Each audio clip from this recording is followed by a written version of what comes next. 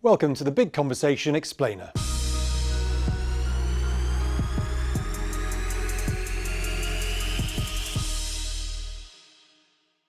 People of a certain vintage think of infrastructure as the building of hydroelectric dam projects or the updating of road and rail links. China's Belt and Road Initiative has kept up this tradition with a vast network of trading and transport hubs sponsored by the Chinese state.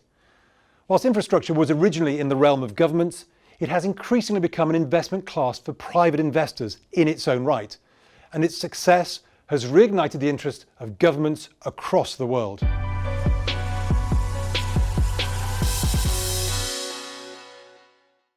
20 or 30 years ago, we thought of infrastructure as basically major civil engineering projects, roads, bridges, maybe the odd nuclear power station, etc. Now infrastructure is an asset class owned by private companies and regulated by the governments that used to buy the construction services. So it's now an owning type of asset as opposed to simply a construction sector asset.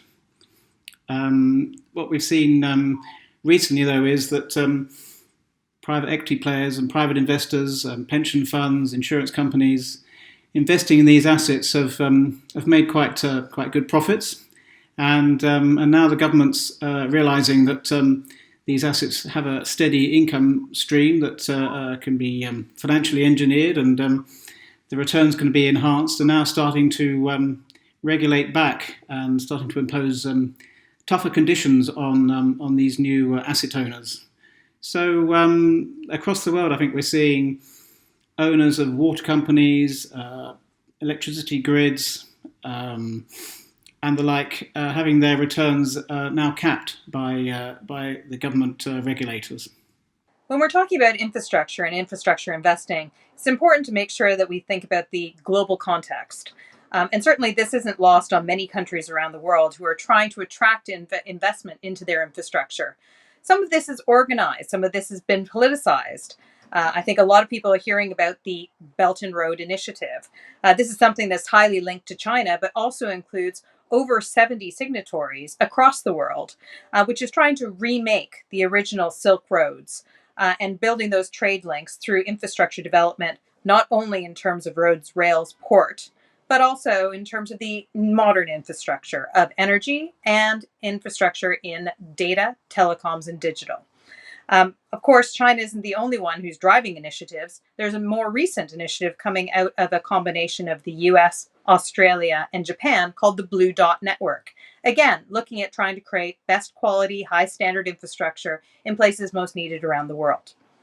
But we've seen in the construction sector itself, this move from pure contracting to ownership, where so in the UK and actually taken up by countries across the world, we've had the private finance initiative, where instead of the government simply asking the private sector to build schools and hospitals and the like, they actually give the private sector a 30-year concession to build the asset and then run it for 30 years.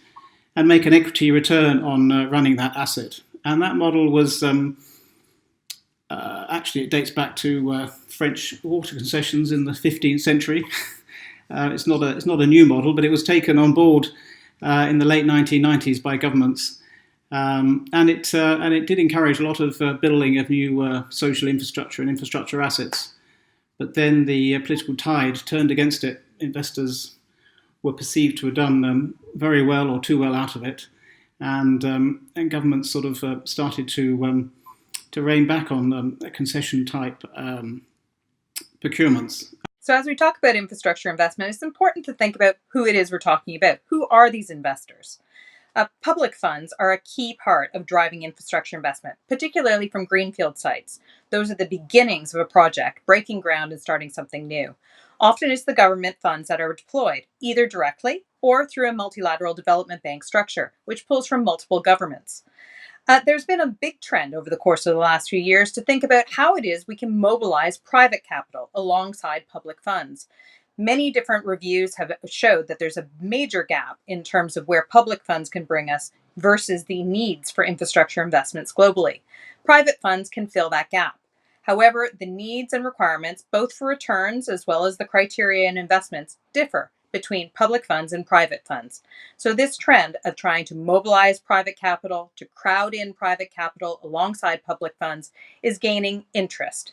Luckily, we also have the trend that low interest rate environment globally is driving more interest from public funds to try and have long-term returns through an infrastructure asset class. This bodes well, but there are still many roadblocks along the way. Mainly, this can be solved through understanding data, being able to have more data about existing projects, previous projects, and what projects in the future may yield. Green projects, infrastructure that is going to be sustainable, but also what are those yields? Where is the trade that's going to be linked through these infrastructure projects? Where are the needs for energy? All of this is of acute importance to both public and private sector investors. And in order to be able to bring in those private sector investors and make sure that we don't leave stranded assets around the world, it's going to be critical to make sure that data is available and it's complete. Infrastructure projects are providing a wide range of opportunities financed by a wide range of investor types. These projects have generally fallen into the category of alternative investments. Sourcing accurate data becomes an essential requirement when assessing the viability of these opportunities. Refinitiv have built the products to access accurate data. So we acquired a company named Zawiya about 10 years ago. Zawiya had a lot of really great data. They had a great database of private company, and they had a lot of data on regional construction projects that were happening in the Middle East and North Africa region. And we looked at that and we really realized that there's an asset there. And what we really wanted to do was to stitch the data together in a much more connected way so that anyone looking at our applications could see not only these projects that were happening around the world, but also the companies that are involved in these projects. So what we decided to do was to expand our private company and project database to be beyond just the Middle East and North Africa region, and look to see if we could track a global initiative such as the Belt and Road Initiative. And that's what we did. We took all the projects related to the Belt and Road, we plotted them on an interactive map, and then we connected them to all the different organizations that are involved in those projects that are happening on a global basis. This allowed you then to click on any project and see the companies involved, and also surprisingly see the global nature of the companies involved in the Belt and Road Initiative. We cover about 4,000 projects related to the Belt and Road Initiative, and another 5,000 or 6,000 companies that are related to those projects. And then one interesting thing that you'll notice is if you click on any of these projects, you'll see the two things. One is the projects aren't just all Chinese owned and run. There's lots of other organizations involved and lots of private and public sector partnerships. But also what you'll notice is the global nature of the companies involved in these projects. Yes, there's companies from Asia, but also companies from the US, from Europe, and all around the world are involved in these projects. Our Belt and Road application then became very popular with customers because it made data available in a very unique way. It also made the data very accessible. Our customers then started asking us questions around the funding of these projects, and really wanted to dig deeper into what is behind the deals and loans that support these projects. And it gave us an interesting idea to really not just look at following the life cycle of a project, but we also started to look at, could we follow the life cycle of the deal and the funding related to these projects. So what we decided to do was to take a step back and really see if we could look at these projects on a global basis and not just following a specific initiative like the Belt and Road or projects happening in the Middle East, and cover projects happening on a global scale and follow the funding related to those projects so that you could see the evolution of the project, but also then see the evolution of the funding that is linked to that project.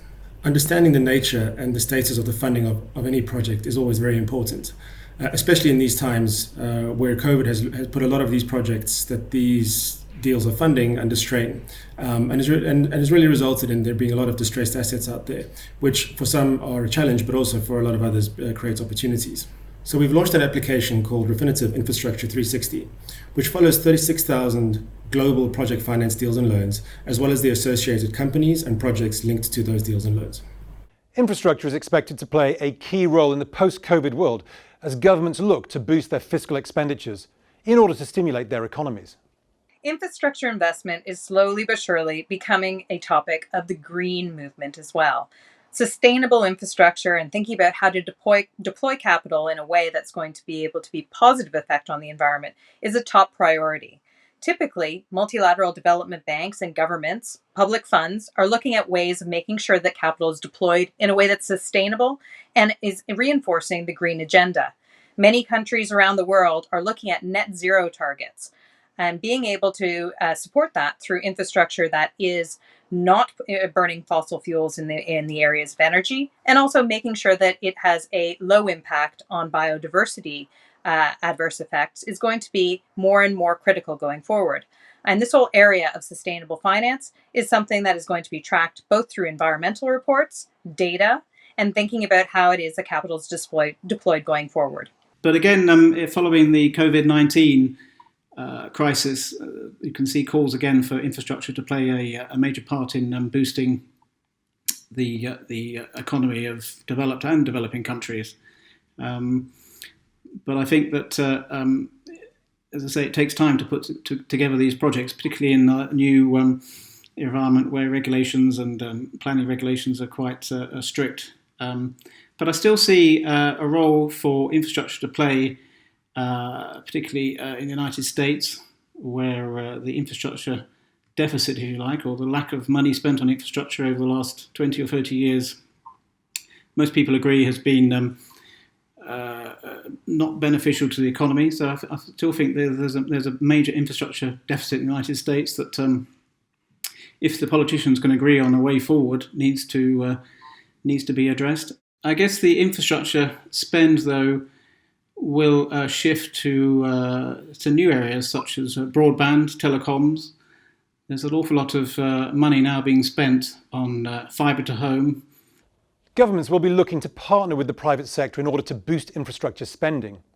This should help long-term economic development, as well as provide a much-needed jobs boost. Private investors will also play a crucial role in providing finance. The long-term returns will help the beleaguered pension fund industry hit some of their investment targets in an environment where conventional returns have been whittled away over the last decade. Infrastructure is an asset class that is going to have an increasingly important role to play in investment portfolios.